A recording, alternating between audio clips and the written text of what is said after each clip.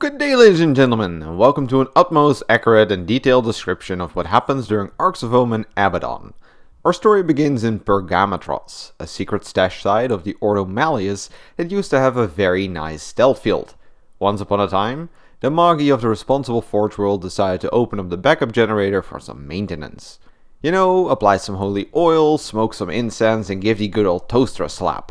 Anyways, on the other side of the Forge World, things got awry, because a piece of wiring had started to short circuit. Normally, this would be an easily fixable problem, and thus a servitor was sent to fix it. The issue, however, is that Forge World Goralag decided to budget cut on servitors, and thus when disaster struck, the servitor completely malfunctioned.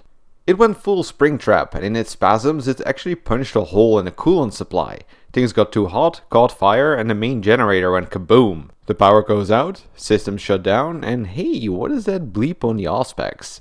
The lack of functioning stealth tech meant that the vault all of a sudden became visible to Abaddon and his Black Legion. Naturally, the Black Legion raids it, and since they found nothing mind-blowing, it just becomes a footnote in the logs. But unbeknownst to the masses, an ambitious wizard had found a dark technological device in the vault. He had claimed it for himself, returned to the vengeful spirit, and wanted to prove his worth by solving its secrets. Cue to the present, as Abaddon is chillaxing with some oracles, when all of a sudden excretions hit the ACU. Machines start to spark, the machine spirit starts to scream, and glitter fills the air. That's canon, by the way. Vashtor has an aura of glitter, I'm not making that up. Anyways, Abaddon, Zorfaz, and Kibre lead an army of Terminators to the suspected source of the infestation. Here they find a room severely damaged and infected with metallic worms. They see weird clockwork tumors on the walls, and in the middle of it all an exploded device. They follow the worsening infestation until they reach the Bridge of the Vengeful Spirit, which at this point has become so infested with metal tentacles that even a Lowy would grab her keys from the bowl. You might have guessed it, but from this tentacle mass, Vashtor starts to appear. Impressed by the adamantine balls of this creature that I just teleported onto the most infamous ship in the galaxy, only to plop down onto Abaddon's throne and start making out with his machine spirit, Abby decided not to shoot it immediately. Actually, when you think about it, Vashtor might really have adamantine balls since he's made of metal, but we're getting off point here. Vashtor then introduced himself by ranting about how much the Big Four suck. He told Abby he's a strong independent warp creature and absolutely not a slave to the Chaos Gods. And naturally this Chaos God slander speech made Abaddon wetter than pre-heresy Neptune, and when Vashtor then asked Abby to join him for a game of Factorio, he couldn't do anything but agree.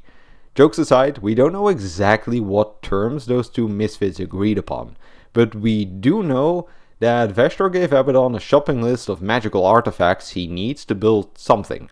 Vashtor calls it the key, but what it is or what it does exactly we don't know. So Vashtor then builds a system-wide factory capable of turning space hulks into planet-sized dead ships called the Arks of Omen. I might cover the details of these arcs in another video, but in short they are heavily weaponized balls of metal controlled by a demon of Vashtor.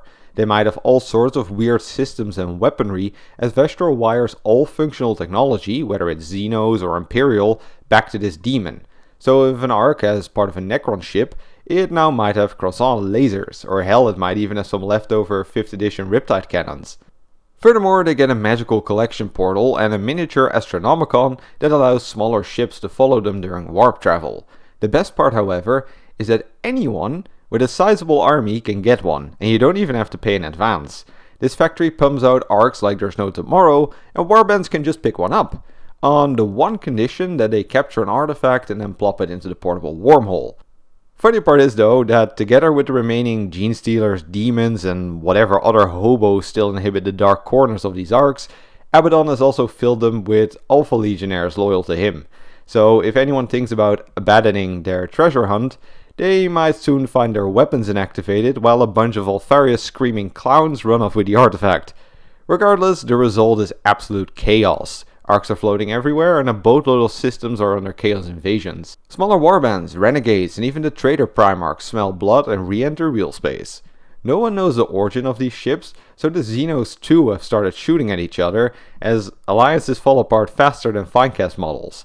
The Gene Stealers, who often still inhabit the darker depths of these arcs, are meanwhile spreading faster than STDs at a furry convention, simply because they dump some infiltrators onto each ship and planet the arc passes by. Half the book consists of descriptions like these, but you'll have to read it yourself if you want all of them, but they're not that important. I mean, it's one big massive descent into war and chaos, and that's kinda the gist of it. Two stories I want to highlight, however, are the Night Terror and Malik Bale. The Night Terror was an Arks of Omen that was marked for death by the Blood Angels, but when Dante arrived, all life on it was already exterminated. I'm gonna be serious here for a second, because this is a really cool mystery. So what we know is that they found sulfurous residue, withered remains of biomechanical infestation, traces vaguely resembling plant life, bolter wounds, and dead Astartes that had seemingly been cut in twain by a massive blade. What or who it is? Feel free to discuss in the comments. Could be Vashtor scheming, could be warp magics, could be Xenos, I don't know. Then finally there's Malik Bale, where Abaddon once more shows his excellent problem solving skills of throwing really big things at every big problem he encounters. For some reason, the entire 4th expedition fleet of the Indomitus Crusade has gathered in this system, so Vashtor is a bit worried about this and anxiously calls his Abaddon. Abaddon can't help but find this hilarious, however, and starts wheezing like a harlequin. Angron. Yes, fucking Angron. After this success at Cadia, Abaddon has literally chained the 12th Primarch onto a ship and tossed it towards Malik Bale. Intrigued, Vashtor sets out to see this phenomenon firsthand, while Abby continues shooting up corpse worshippers with a big ass smile on his face. And well, that rounds up the events of the first Arks of Omen book. If you enjoyed this video, please let me know in the comments, because if you guys like this, I can also cover the other Arks of Omen books. Anyways, that's all I got for you today. Have a nice evening, and don't forget your 90 prayers to Nagash.